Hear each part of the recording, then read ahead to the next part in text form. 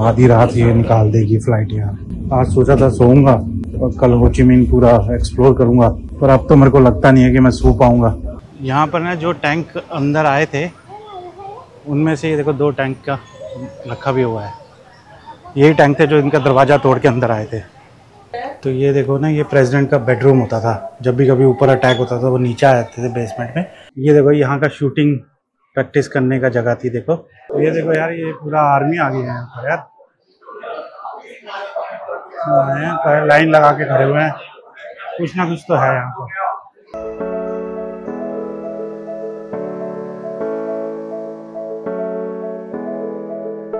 तो यार last blog में आपने देखा कि मैं कैसे हनोई से हुई सिटी आया सुबह, और वहां से एयरपोर्ट से निकल के मैंने कहीं भी होटल में चेक इन नहीं किया और अपने 2 बैग के साथ एक्सप्लोर की सिटी। क्योंकि रात की मेरी फ्लाइट थी हो ची मिन्ह की, तो मैंने टैक्सी की और टैक्सी में ही पूरी सिटी में जगह जगह घूमा। और अभी 7 साढ़े 7 बजे वापस एयरपोर्ट आ गया हूँ। तो यार एक तो मेरी फ्लाइट थी 9:55 की, जो डिले होके हो गई है 11 बजे की। 9:55 पे वो पहुंच रही थी समवेयर अराउंड 11:15 पे।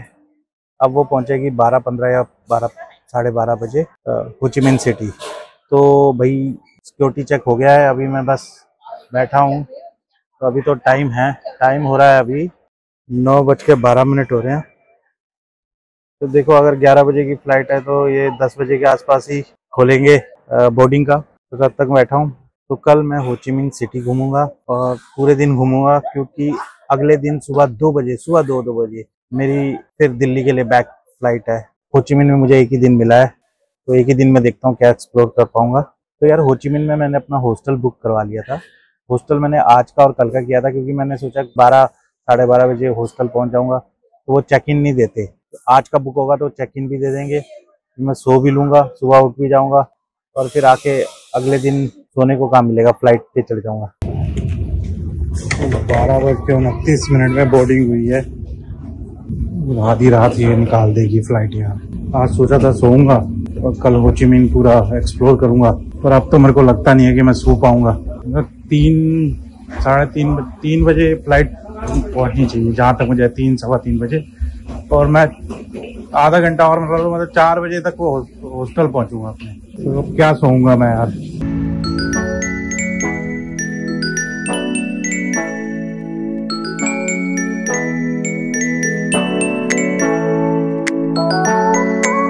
यार तो कैब बुक कर ली है मैंने अपने हॉस्टल के लिए। हॉस्टल जो मेरा है वो है बेस बैकपैकर, और कैब मेरी यहीं पर आएगी D1 और ये D1 D3 के बीच में कहीं पर। तो मैं खड़े हो जाता हूँ वहाँ पर, देखता हूँ, वेट करता हूँ। एक तो पिलर समझ नहीं आ रहे हैं यहाँ पर कौन से हैं, बड़ा कंफ्यूजिंग है यार। ये देखो इस साइड भी है बने हुए हैं, ये देखो वहाँ पर लिखा हुआ है E1 E2। यहाँ के कौन सा है यार, के वाले पिलर में जाना है। ये 5 पिलर है मेरा। तो बड़ा यार, बहुत बड़ा ये वो है कंफ्यूजिंग सा। देखो कितने सारे पिलर्स बने हुए हैं। वो उस साइड भी है, मैं उस साइड था, वहां से लेके यहाँ ढूंढते आया हूँ। Thank you. गाड़ी देखो भैया, मस्त है यार। ये कंपनी कौन सी है, वी करके है कोई। तो यार ये इलेक्ट्रिक कार है और विनफास्ट करके कंपनी है, वी सा साइन होता है। ये मैंने बहुत देखी, मुझे मालूम नहीं था, पर इलेक्ट्रिक है यार ये। मस्त कार बनाई हुई है यार। ये देखो ना कितना बड़ा स्क्रीन है, BYD की तरह हमारे यहाँ पर।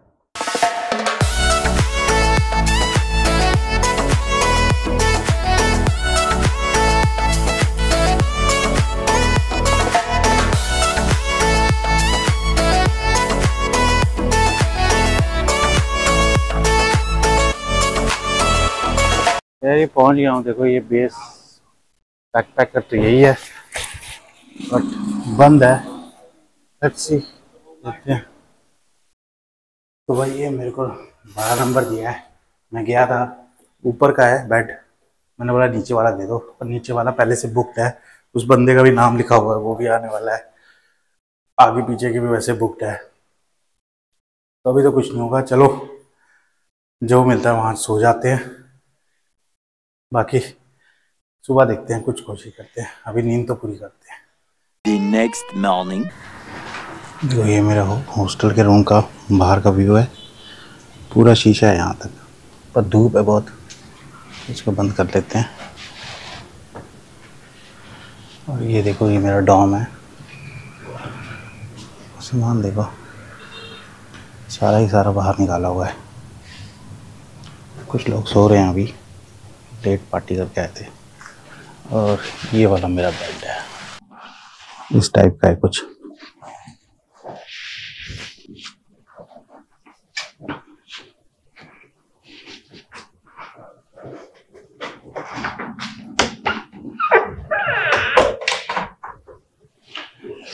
तो गुड मॉर्निंग गाइस, नया दिन, नया टारगेट सिटी का घूमने का।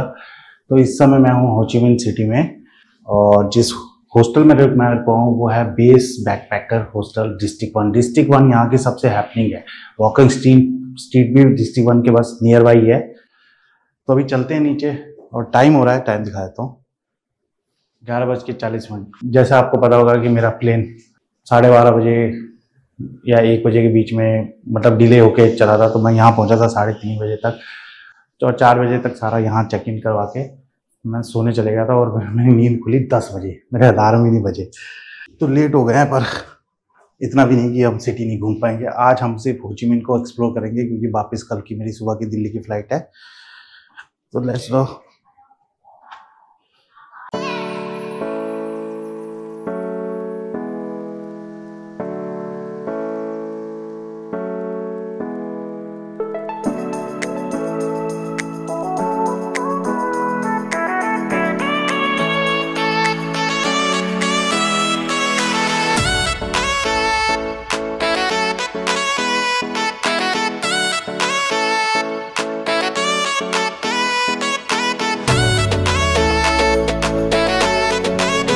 देखो, सुबह सुबह चिकन की दुकानें खुल रही है, और ये ऐसा मेरा हॉस्टल के बाहर का सीन है। देखो, यहाँ कोई ना बैच हुई सैन करके कोई है। ये यहाँ पर मतलब यार सब्जी की दुकान और ग्रोसरी स्टोर है, बड़ा है।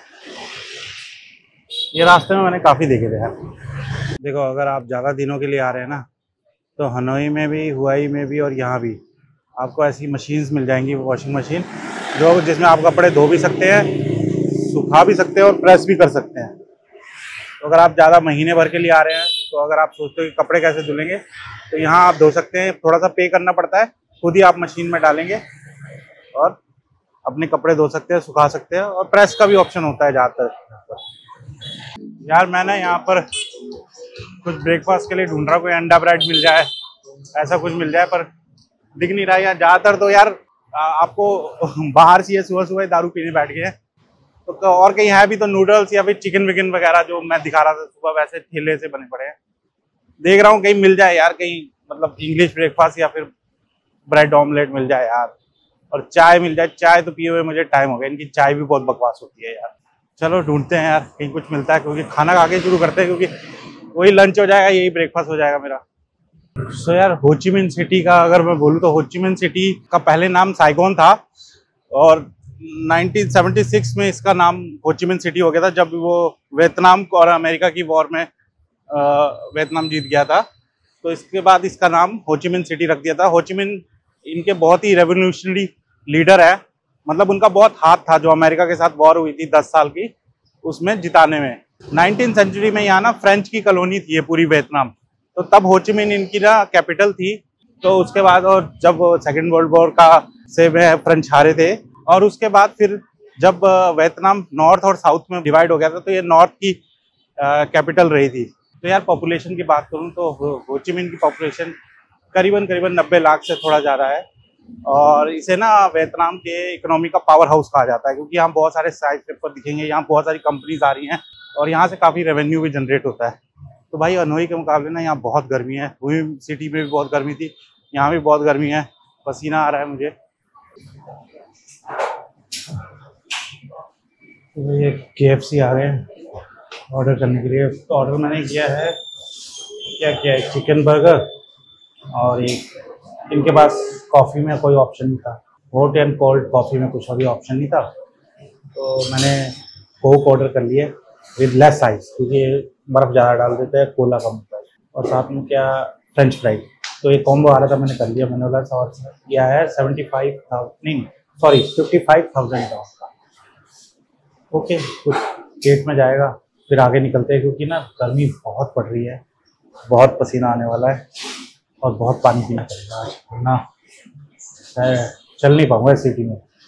हनोई अच्छी थी यार, पूरे रास्ता मैंने पैदल पैदल ही किया, कोई ग्रैब कैब नहीं की थी मैंने, जो मैंने एक्सप्लोर किया था सिटी को। और मुझे कोई ज़रूरत नहीं पड़ी थी पानी वानी पीने की भी ज़्यादा, और ना ही कोई पसीना वगैरह तक पीना।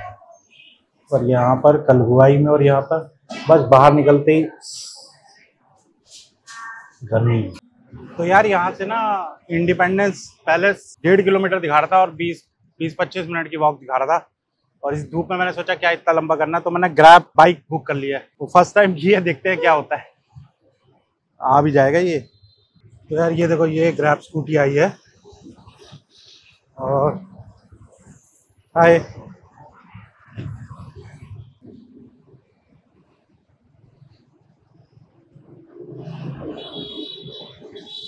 तो यार अब ग्रैब बाइक में चल पड़े हैं हम अपनी मंजिल की तरफ। और ये सबसे है ना सस्ता सा ऑप्शन है, कितने का 28,000 डैंग्स में मैं पहुंचूंगा वहाँ पर। ठीक है, और जल्दी पहुंच भी जाऊंगा, इतना टाइम वेस्ट भी नहीं होगा। और जब ग्रैब में मेरे को लेने आएंगे, मेरे को लगा लड़का है, लड़की है ये। तो यहाँ पर देखो ना, ग्रैब बाइक टैक्सी वो सब चलाते हैं, लड़का लड़की। यार इनका मेजर यहाँ आपको, आप बुक करते ही आपको एकदम मिल जाएगी।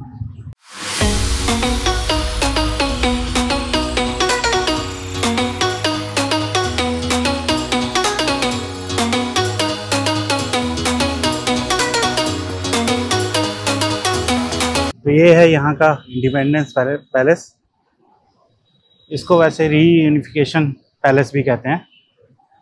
पहले इसके लिए यहाँ से टिकट लेनी पड़ेगी यहाँ से, और जो टिकट है वो 40,000 डॉन्ग की है। तो यार देखो, ये कुछ ऐसी टिकट दी है, ये 2 जगह की टिकट है, मतलब जनरल एडमिशन तो जो 25,000 और एक और है कुछ कहीं वो 40,000 है, इसमें दिख नहीं रहा। तो कुछ ऐसे प्राइसेस है, बच्चों के कम है। बच्चों की अगर 2 जगह जाना है तो 15,000, और अगर एडल्ट को जाना है तो 65,000। बाकी आगे कुछ बेहतर में सीनियर सिटीजन को कम है। और वैसे ही नीचे अगर एक जगह जाना है तो 40,000 बड़ों को, बच्चों को 10,000। तो यार जो मेरे पीछे आप देख रहे हैं, ये है इंडिपेंडेंस पैलेस। ये 1975 से पहले साउथ वियतनाम के प्रेसिडेंट का कार्यालय होता था, वर्क प्लेस मतलब वर्क ऑफिस। और 30 अप्रैल 1975 में नॉर्थ वियतनाम ने के टैंक ने ये गेट तोड़ के अंदर आ गए थे, और उस दिन को फॉल ऑफ साइगोन भी कहा जाता है, क्योंकि इस सिटी का पहले नाम साइगोन था। और उसके बाद ये टूरिस्ट एरिया बन गया। ये यहाँ कोई काम नहीं करता होगा कोई काम, बट मेनली तो टूरिस्ट का अट्रैक्शन बन गया है ये। तो यार ये 1868 में फ्रेंच लोगों ने बनाया था, और इसका ओरिजिनल नेम नोरोडोम पैलेस है। 1960 से लेके 1975 तक जब युद्ध चल रहा था, वियतनाम वॉर, तब इस पे बम गिरे थे और ये टूट गया था। तो 1962 में से थोड़ा दोबारा से मॉडर्न डिजाइन में बनाया गया। तो यार देखो, यहाँ पर ना जो टैंक अंदर आए थे, उनमें से ये देखो 2 टैंक का रखा भी हुआ है। यही टैंक थे जो इनका दरवाजा तोड़ के अंदर आए थे, गेट ही तोड़ दिया था पूरा। अब टैंक है भाई, बेल बजा के तो आएगा नहीं।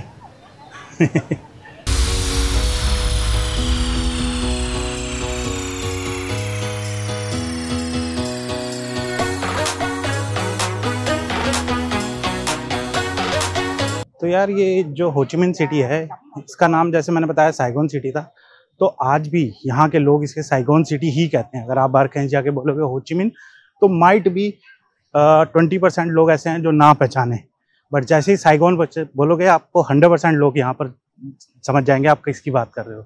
उसका रीज़न ये था कि जो फ्रेंच है उसने साउथ वियतनाम पे जब उनका शासन था, तो उसने यहाँ पर डेवलपमेंट में बहुत काम किया। यहाँ के लोग फ्रेंच पीपल्स को बहुत पसंद करते हैं, क्योंकि उन्होंने काफ़ी डेवलप किया यहाँ पर।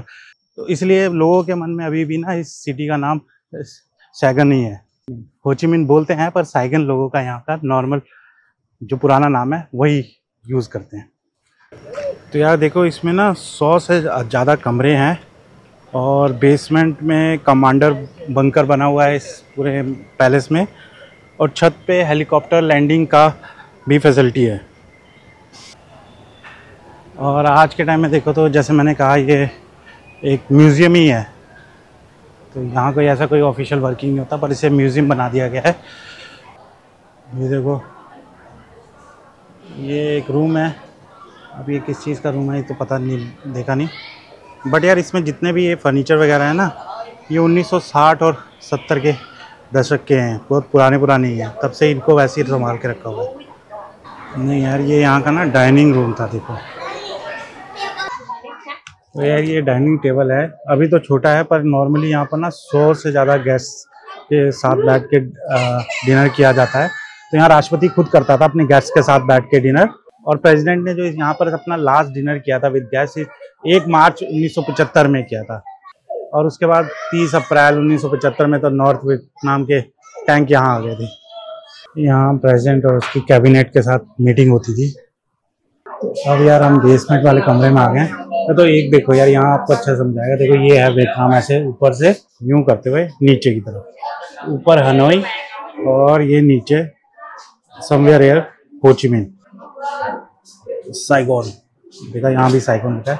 तो यहाँ ना बहुत सारे मैप्स रखे हुए हैं अलग अलग टाइम पीरियड में, जैसे जैसे इनमें अटैक्स वगैरह होते रहते थे तो थोड़ा थोड़ा मैप में चेंज होते रहते थे। तो यहाँ पर ना सारी मैपिंग, मतलब उस टाइम की जो ओरिजिनल मैप्स थे, ये देखो ये पुराने मैप हैं, ये कोई नए नहीं है। और नीचे लिखा भी हुआ है ये 1958 का है, 28/1/1958 का मैप है, ऐसे सब पे लिखा हुआ है। तो ये मैप है यहाँ पर। तो ये उस टाइम की टेलीफोन भी रखे हुए हैं, ये 1960 से 75 में ये वाले टेलीफोन यूज़ होते थे। देखो ये पूरा ना यहाँ पर सिस्टम था, बेसमेंट के अंदर बना हुआ है ये, यहाँ से कुछ चेक करते होंगे अगर कुछ अटैक वगैरह हो जाता होगा।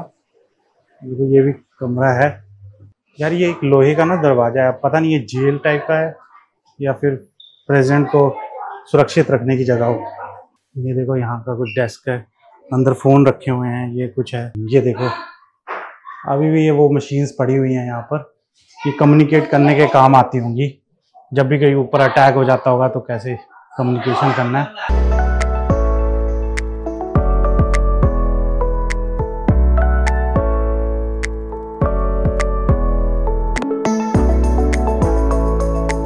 देखो ये नीचे का और भी रास्ता जाता है पर ये बंद किया हुआ है, बेसमेंट के नीचे भी एक बेसमेंट है।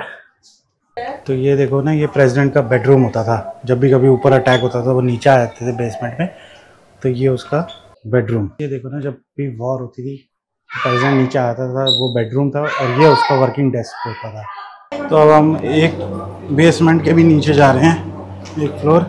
तो यार ये बहुत बड़ा है, पता है, देखो ये बहुत जगह पर ऐसे बंद कर दिए हैं, पर ये बहुत आगे जाके लेफ़्ट राइट होके पता नहीं कहाँ कहाँ जाता है। तो चलो यार ऊपर चलते हैं।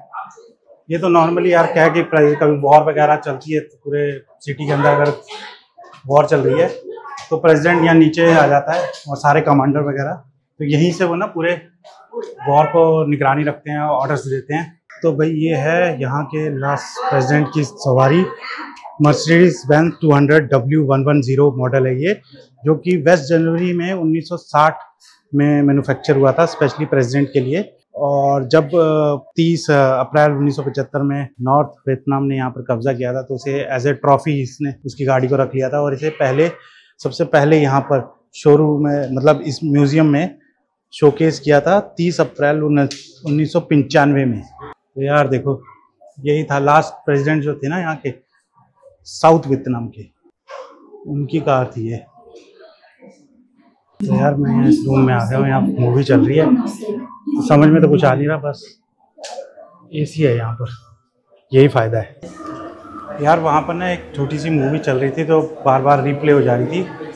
तो पहले इन्होंने वियतनामी भाषा में चलाई, फिर उसके बाद दिखाया कि इंग्लिश में चल रही है, पर वो भी वियतनामी भाषा में थी। पर मैं तो वहाँ इसलिए बैठा था कि एसी था वहाँ पर, थोड़ा 5 मिनट बैठ गया यार, सांस आ गई भैया, इतनी गर्मी है यहाँ पर। जगह जगह फ़ैन लगे हुए हैं बट एसी अलग है, एसी होता है।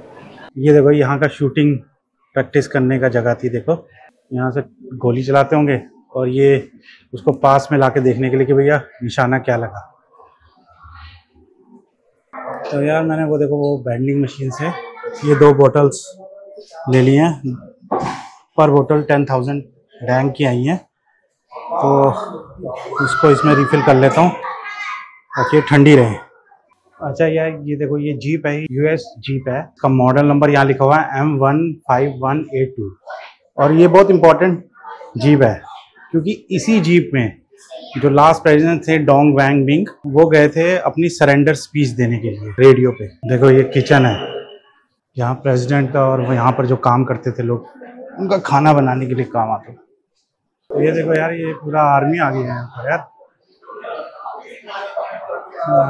लाइन लगा के खड़े हुए हैं, कुछ ना कुछ तो है यहाँ पर। तो देखो यार ये है कॉन्फ्रेंस हॉल है यहाँ का, इसमें 500 गेस्ट की कैपेसिटी है और यहीं पर ना लास्ट जो प्रेसिडेंट थे, नाम मुझे याद नहीं आ रहा, 21 अप्रैल 1975 में उन्होंने अपना रेजिग्नेशन दिया था क्योंकि उसी दिन पे उससे 2 दिन पहले अमेरिका ने अपना सपोर्ट हटा दिया था, साउथ वियतनाम को बोल दिया था कि भैया तुम अपनी लड़ाई खुद लड़ो, वो पीछे हट गया था अमेरिका।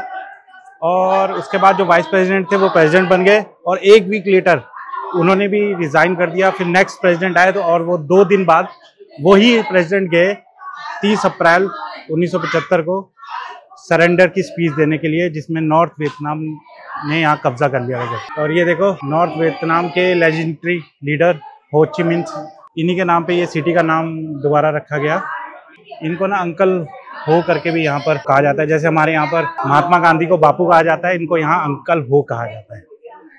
तो यार ये आर्मी के आए हुए हैं यहाँ पर, इनका भी कुछ वीडियो वगैरह बनना है यहाँ पर, कुछ भी आर्मी में भी बनती है ना आजकल वीडियो बनाते हैं जिससे ज़्यादा नौजवानों को लगे कि आर्मी में आना है, तो सब लोग इनके साथ ना फ़ोटो वगैरह की जा रहे हैं। मैंने भी 1-2 फ़ोटो खिंचवाई है यार, दिखाता हूँ आपको। तो ये देखो ये चैम्बर है, ये इस रूम को मीटिंग के लिए यूज़ करता था प्रेसिडेंट। यहाँ पर ना सीनियर ऑफिसर्स और यूएस ऑफिसर से मीटिंग करता था। और इसके ऊपर ये जो मैप है ना, ये मैप भी 1960 से 75 के बीच के ही हैं जो यूज़ किए गए थे, जिसमें चेक करने के लिए कि भैया कहाँ कहाँ अटैक हो रहा है, कैसे कैसे। तो ये है प्रेसिडेंट का ऑफिस, ये है इंटरनेशनल मीटिंग रूम। मतलब यहाँ ना प्रेसिडेंट बैठ के, जैसे बाकी देश से जो प्रेसिडेंट या वहाँ के बहुत सीनियर ऑफिशियल आते थे तो उनसे नॉर्मल बातचीत करने के लिए इस रूम का यूज़ करते थे। देखो ये भी वही गेस्ट रूम है एक तरह का ना, इंटरनेशनल गेस्ट के लिए साथ मीटिंग करने के लिए। देखो बॉम्ब अटैक हुआ था यहाँ पर ना 8 अप्रैल 1975 में। उसके बाद ना ये यही पायलट थे, इन्होंने फ़ोटो खिंचवाई थी अपने वापस जाने के बाद। ये तब की फ़ोटो है, देखो लिखा भी हुआ है, इनका नाम लिखा हुआ है। और after the bomb attack on the palace on 8 अप्रैल 1975, यहाँ जो यहाँ का प्रेसिडेंट था वो इंटरनेशनल एम्बेसडर्स जो थे उनके साथ मीटिंग करता था।